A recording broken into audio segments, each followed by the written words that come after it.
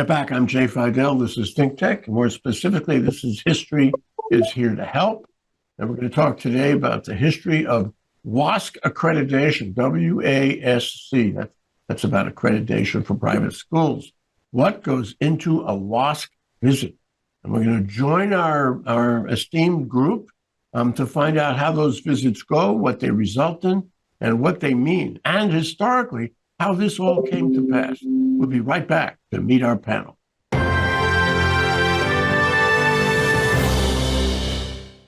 Well, what an esteemed group. My co-host, Carl Ackerman, who is otherwise the host of this show, History is Here to Help. Okay, and we have Dr. George Marilyn George, who is part of WASC in Burlingame, Washington, and Brian Jensen, who's part of WASC in San Diego. Welcome to the show, all of you. Thank you. Thank you. So let's begin with you, Carl. What is the history and moment of WASC in private schools, at least in the western part of the country and maybe all of the part of the country, and especially in Hawaii Day? Well, Jay, great question. WASC covers public and private and charter schools. In fact, the man to my left on the screen, Brian Jensen, is in charge of the charter schools. And we're so pleased to have one of the key administrators from the WASC community, Dr. George, who's here with us today. And we're so happy to have her. So thank you both for coming. And what WASC does generally is it gives accreditation to schools.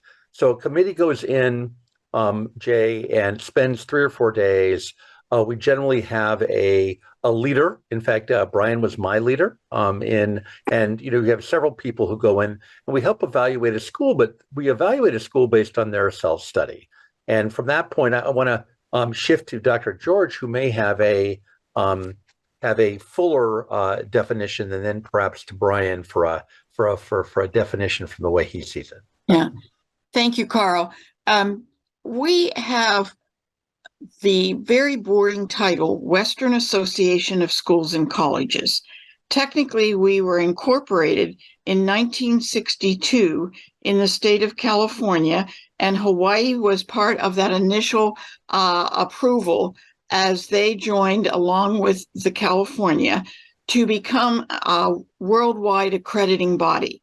At the same time, we were authorized under the Department of State to accredit schools worldwide. So Hawaii and California, schools joined in the 1960s. Private schools and high schools and middle schools in Hawaii joined initially. Then in 2012, all 159 public elementary schools also joined. As we work with public, private, and charter schools in Hawaii, it's important to note we have many, many partnerships. We partner with Hawaii Association of Independent Schools on accreditation, Western Catholic Education Association, National School Lutheran Association, Seventh-day Adventist, for example. And so we value the partnership because the bottom line, if I were going to say, what is WASC all about? And this is what I want you to go to bed and dream about. Not the boring title WASC, but we are student-centered. And I cannot take credit for that. Years ago, when I was training in Redding, California, in the northern part, a young woman at the training said to me, Marilyn, do you know what WASC stands for? We are student-centered. And I said, absolutely. And that's what we use. So I have a little story to tell. I was in Beijing, China once, meeting with government officials. And the one vice ministry young woman came up to me. She shook my hand, and in perfect English, she said, we are student-centered, because they were so excited about the school that they were accrediting. Marilyn, you said that this first got established in the 1960s. And, faithful to our mission of trying to put things in historical perspective, what was going on in education in the 1960s that would have led to this kind of collaboration? Well, it goes back a little further than that, Jay. In the late 1940s, universities had been working for some time that they needed to have their own recognition. So accreditation sort of started with higher ed, and even earlier, if you think in some parts of our country, with Harvard being established and others on the East Coast, and then it literally came west. So by the 1960s, this was a very interesting phenomenon. There became what we call the University of California list of approved schools. And the leaders in the secondary said, that's not right. We need to establish our standards of what constitutes quality schooling. And so they developed their own standards.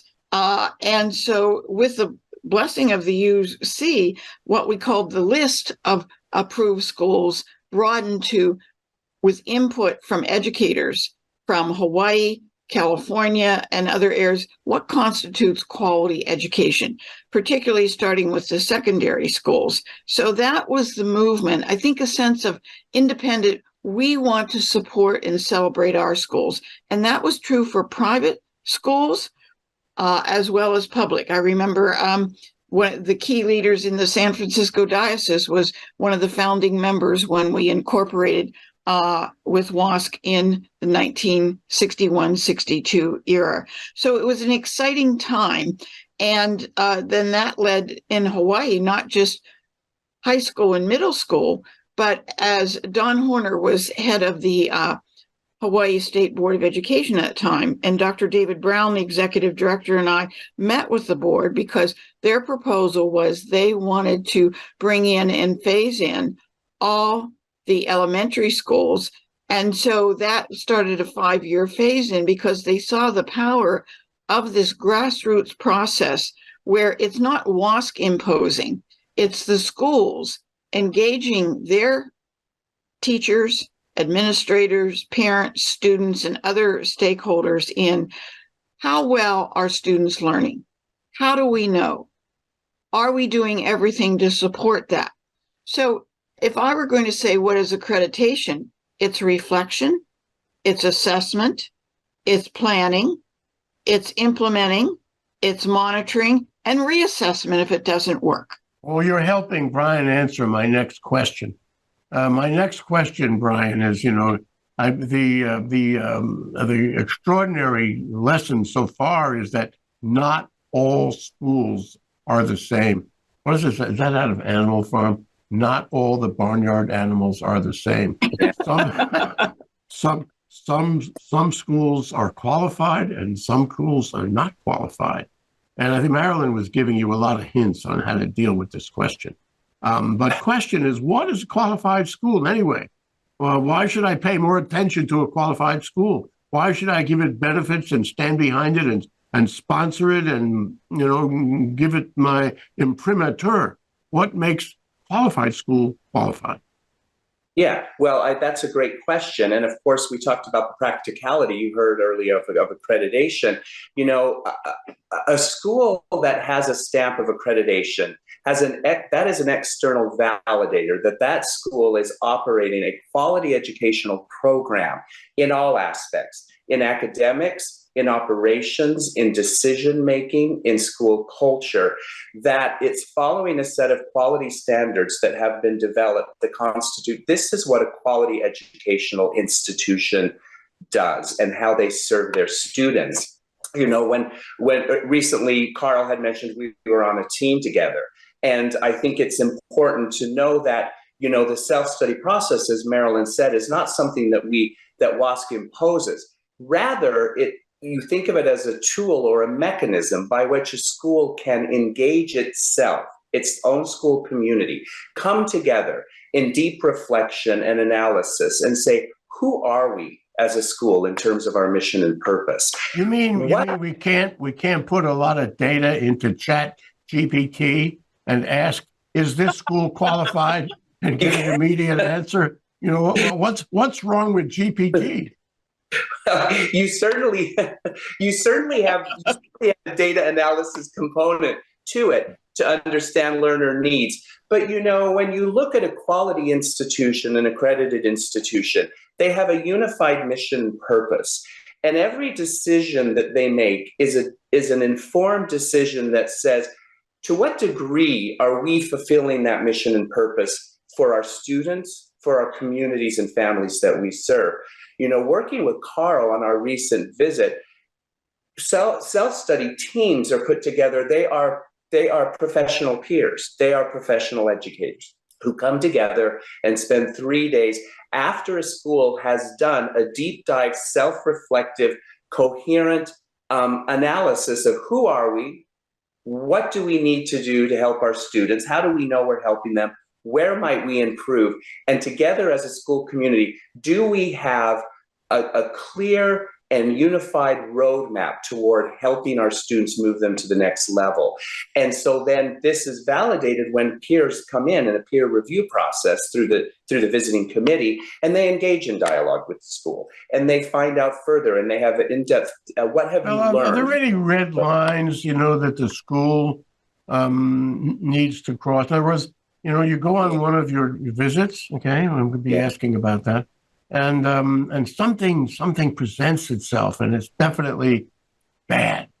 It's a point of red line, if you will, and you say this school could never ever be qualified.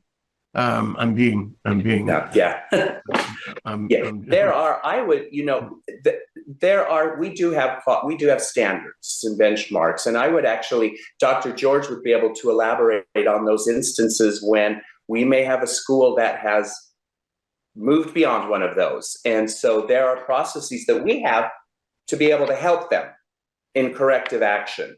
So you think that you could actually go to a given school and say, you know, you don't qualify right now, but if you do this, this, this, and this, and when we come and visit you next year, maybe you will qualify. So you're trying to raise all boats that way. Yes, absolutely. And Dr. George probably has examples of how we've done that in the past. And we're here to personalize and work with them. So our process, let's say a new school applies, which we're having quite a few right now that COVID's over.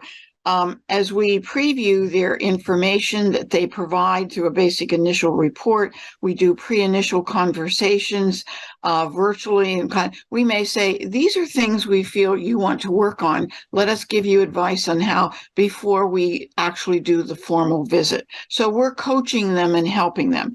For example, having a deep understanding of what is a clear mission and vision. How does that translate into what are overall school-wide learner goals? Some schools do not have formal written, well-documented curriculum, and they need to work on that, or formal policies such as child safeguarding and protection. So using our standards as a guide, we work with the school and help them even as they begin the process. Just recently, are your standards made known to them? In absolutely. Other words, before you come around, they already know what you're going to be judging them on. Absolutely. Absolutely. And they're available on our website in materials, and we talk them through and explain them.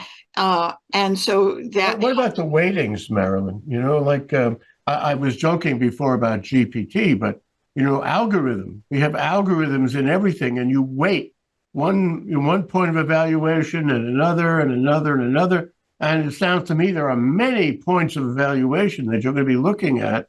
Are they weighted? Is there an algorithm? Do you share the algorithm? Well, we're looking at things holistically. So, Jay, your answer is yes, but I want to provide some conditions. We have generated, we're not a numerical because we look at qualitative and quantitative. What impacts student learning and well-being? So for each criterion or standard, we have rich descriptors of indicators that provide what it should exist. We have a rubric, we call it a status worksheet, and schools use that. What should be in place if I'm going to have an effective, well-documented, rigorous, relevant curriculum? And so we work with them on those areas. So it's clear to the school. But I do also want to bring up, years ago, Sarah Lawrence Lightfoot wrote a book called The Good School. You may remember it was in the mid-1980s. And she said, there is no perfect school. A sign of a good school is exactly what Brian said. they are open and transparent and say, this part's working well, but this is not. This is where we need to continue to get stronger and move forward. And the visiting team is part of that reflection and conversation. Oh, that is holistic, isn't it?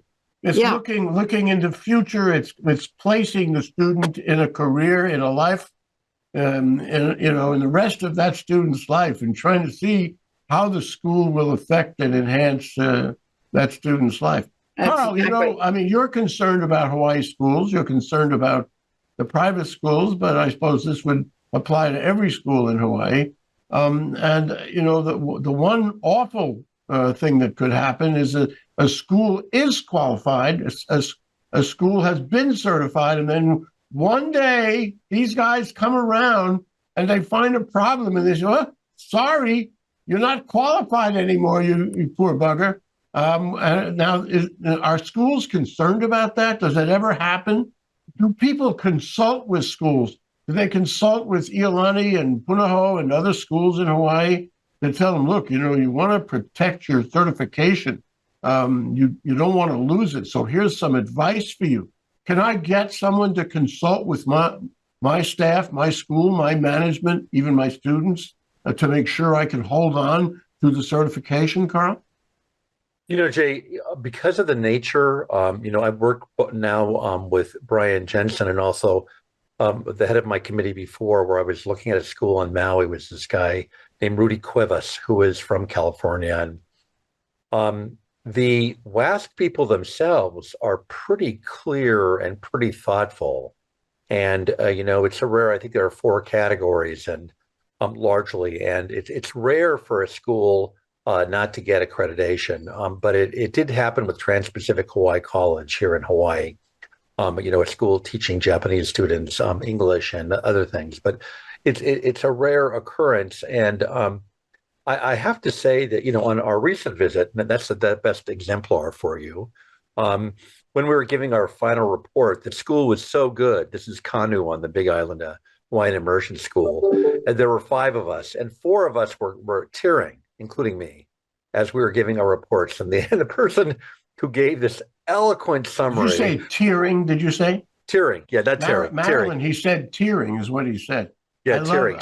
I love the emotional side of WASC. That's wonderful. Yeah, it was true, because we just had this wonderful experience. And this was a school that began in tents and now has some award-winning buildings. And you saw, and a lot of the people who started the school were still there, including board members. And luckily, Brian at the very end gave an articulate summary of what we saw, because the rest of us were just, we were trying to fight back the tears, brushing away our tears, because it was just very difficult. You all love kids. That's what it's about. Well, we loved Kanu. That's for sure. But to get back to your question, also is that Punahou and Iolani and Kamehameha and Midpac and Maryknoll all have a lot of resources to do this. And it raises a question. I'm going to pass it on to Dr. George and Mr. Jensen just for one moment. And that is, one of my colleagues said to me, who is from the DOE, and said, yes, but it takes a lot of time to do this. It takes a long time to prepare a WASC report. And when I initially went into WASC, I was skeptical about whether it was the whole process was worthwhile. And now I've converted. I've drugged the Kool-Aid, and I think it's Marilyn, are there schools that say, look, I don't care. I don't care about WASC. I don't want to apply. I don't want to write the report. Well, there are some, but I can tell you stories in my 36 years where that person was asked to leave the district or leave the school because it opens doors, and it is an outside measurement based on our worldwide research-based standards. So I want to pick up on a couple points before. If a school is discovered there are some major challenges that weren't there before, that I've seen in all my years. Sometimes the school's been great, and then suddenly there's a change in governance structure, organization. We will not just say, sorry, you're denied. We will give them an opportunity and set tight parameters or conditions where we would go back to say, have you taken care of this? Because how much this time is do you give them impacting to students. correct it? Well, it depends on the situation. If it's a major health and safety issue, we might say within 6 weeks, 6 months. It could be longer. So we look at that and based on what is the challenging situation. But I would say years ago, when I did my doctorate, I studied adult learning style. Some of you may remember Dr. Malcolm Knowles and others. And I would say our process is supporting and building the capacity of professional people that are dedicated to high quality learning. And we want them to use the process to strengthen that quality collaborative culture as you share and learn from each other and keep moving forward with a quality plan of action and what you need. So picking up on Carl's point in terms of resources, we do look at resources, financial, human resources, material, personnel. How is the school sustaining itself to ensure the bottom line, high quality learning and well-being for all students? So that's part of looking at the entire program when Carl and Brian and others were at that school, and that the school first has self-reflected on this. So it's really building upon, we always have a vision. My basic question when I meet with many leaders of schools all the time, you're as the instructional leader, how are you and the faculty always carrying a vision? Where do we want to be for students? What will a graduate of our school or completing the program be able to know, understand, and be able to do? And Brian, this is more complex all the time because nothing is as unchangeable as change itself. Plus ça change, plus la même, you know? And we live in political times where there are some states, some governors, some educational institutions that would like to burn books and selected books, and that's really bloody awful.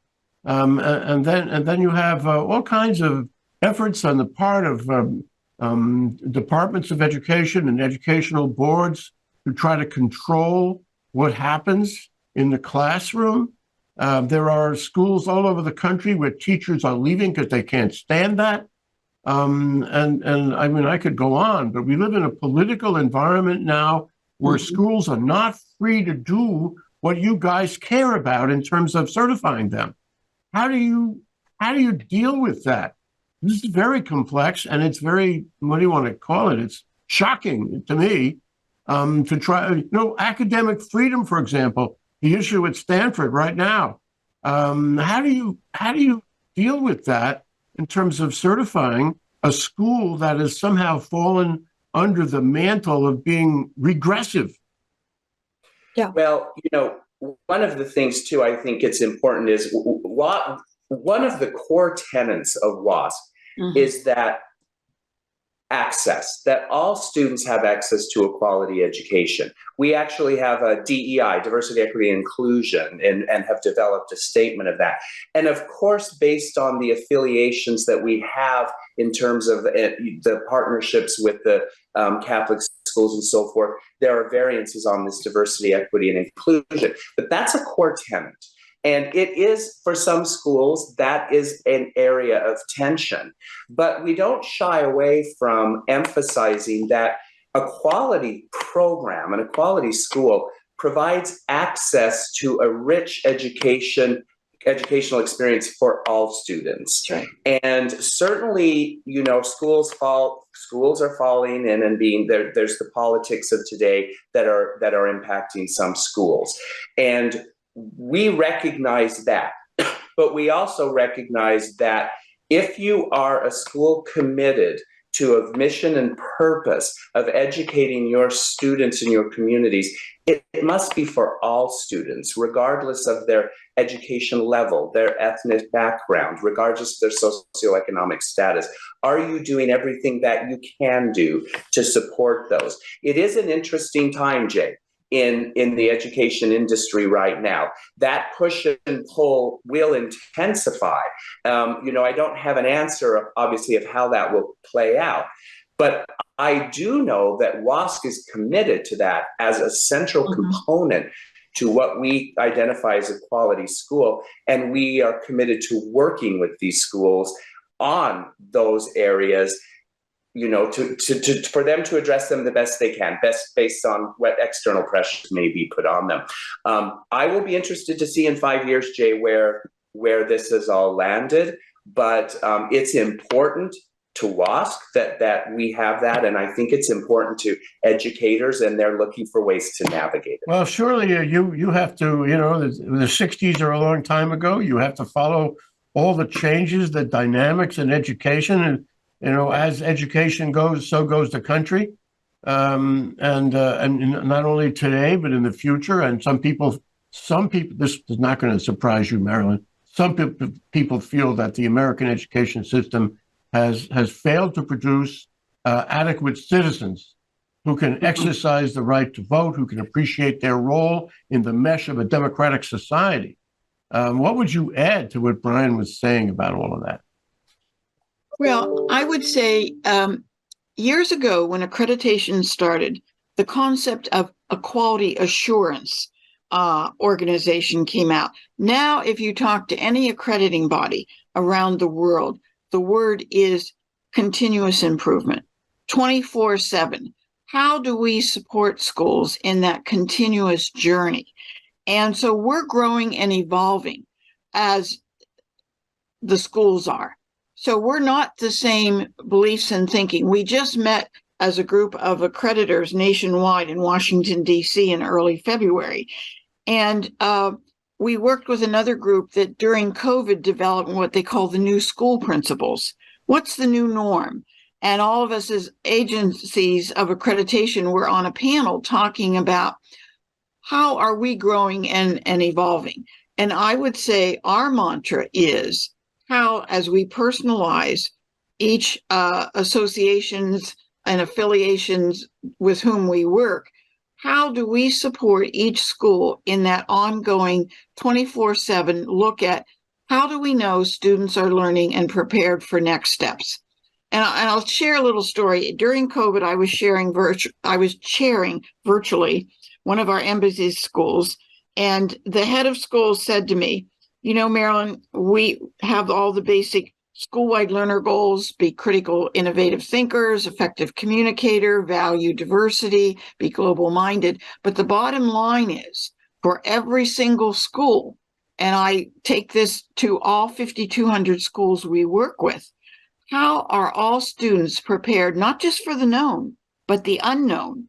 Because all of us will be gone as we look at, are these students prepared for a world we can't even imagine? How are we growing? So we as accreditors are looking at what are the most key things as we continually refine and address our standards and make sure we're focusing on the most important things for student learning. And I think COVID just reinforced that, not just for the schools, but for all of us as agents. Sarah, you see the extraordinary burden that falls on WASC now. Yeah. Because the future of the country really depends on the quality of its schools. Absolutely. And if the schools fail, the country fails, and people do worry about that. So I see you were agreeing with Marilyn and Brian as they were speaking, and I wonder if we could get more specific. How much of what they were saying do you agree with? Is it 92%, 96%? Is it 37%? What is it, Carl? I would say, you know, because I've seen the WASC process now twice, in an elementary school that was public and in a big K through 12 charter school. And I would say it's worth its time. I saw the processes going on where people were not only, you know, listening to what the school had said about itself, but then, you know, the whole process is you go and you talk to all segments of the population. That is the parents, the most importantly, the kids, the teachers, and all segments of the population. And just to conclude this, as Jay, I do have a model school for everyone. And even though it's not a school that is in Hawaii, it's in Los Angeles, and that's the Girls Academic Leadership Academy, which is an all-girls STEM school. Marilyn, Brian, are you making notes of this? This should be, you know, in your next review, right? At least And you have Carl's opinion about it. All right, we'll check that out in our school portal. But I have to, I would be remiss if I didn't end with Dr. George and Mr. Jensen that, Brian was, the other part of this is the team that goes in. And he was such a wonderful leader. And Jay, you'll appreciate this. We stayed in Kamwela Inn. And every day, Brian would drive us all up into the school that we were visiting. And, at night, we would all come to dinner and discuss what we saw. It's a very collaborative, wonderful process, especially when you have someone as both kind and thoughtful as Brian. And of course, Brian talked about one of his colleagues and his boss, and that's Dr. George, in the same way that I'm talking about Brian. So, well, we're going to have people. to wrap up, Carl. So, since you mentioned Brian and Marilyn, we're going to give them the opportunity to leave their message with anyone who is watching, and what they would like people to remember about WASC and about American education, if you will. Brian, your thoughts? Yeah, just really quickly, I appreciate the time today. If there's one thing I would ask someone to take away if their understanding of WASC is that WASC serves as a partner with schools on continuous improvement, a vehicle by which a school in their continuous improvement journey, many of them at different stages in it, it is a process that is adaptable, it is coherent, and it engages all school community members to come together. I think it's a valuable process that validates that a school knows who they are, they understand the needs of their communities and students they serve, and they have a roadmap forward. I would say on the larger, quickly educational landscape, I believe that a network of quality schools with a common purpose of graduating students who are ready for multiple worlds that they're going to have to walk in is probably one of the greatest strengths that could come out of the education system, is that unified vision and commitment. Marilyn, before the show, I asked you what happens if you get certified versus not get certified, and why it was worth it for a school to try to be certified, qualified, what have you. And I wonder, in your final remarks here, if you could identify those points that make it beneficial for a school to be certified. Well, what I would say, if I go back to, and the reference that I'll just give to folks is Coherence Making by Michael Fullen and Joanna Quinn, one of Michael Fullen's more recent books, 2016. I think what we see is the power of the process. It engages all in focusing direction. As you look at the deep dive of how well our students learning and we're serving them.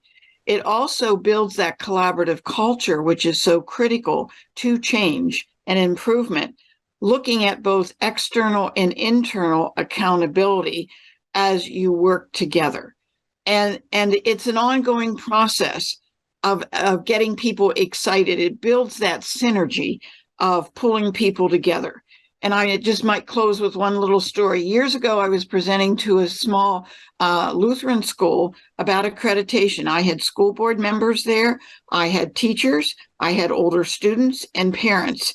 And the chairman of the board, as I concluded my explanation of accreditation, put her hands to her head and she said, "Oh, my word, this never ends." And I said, "You are absolutely correct. This is your process to move forward. And we're here as cheerleaders and your support."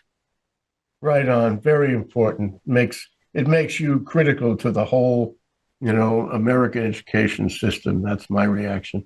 Carl, would you please thank Marilyn and Brian in that special way and tell them we appreciate them coming on the show? Just to echo what Jay just said, because we play off of each other. He's Johnny Carson and I'm that guy that just plays music. So listen, thank you. We appreciate that, as Jay and myself, not only the fact that you came on, but we know you're really busy. And, I just saw Brian, who spent, the time to get from California to go to the Big Island and then to, transport us all transport 4 other people all around with all our needs and our flights and stuff like that. So I hope you got some rest, Brian, afterwards. And Dr. George, you have a loyal and thoughtful man working for you, because he said nothing but great things about you. And so it's such a pleasure to have you both here with Jay the Mensch Fidell. It's like Proust. It's like Proust, through you, we look through the keyhole. Through you, we see our history and we see our future, because these are our most important resources, these students Absolutely. that you are helping to train. So thank you very much for your service, as they say. Marilyn, George, Brian, Jensen, thank you for coming on our show. Thank you. And Thank you for having me. Aloha.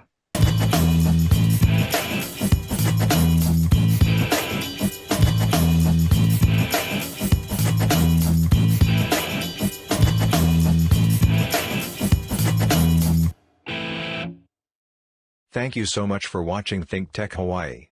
If you like what we do, please like us and click the subscribe button on YouTube and the follow button on Vimeo.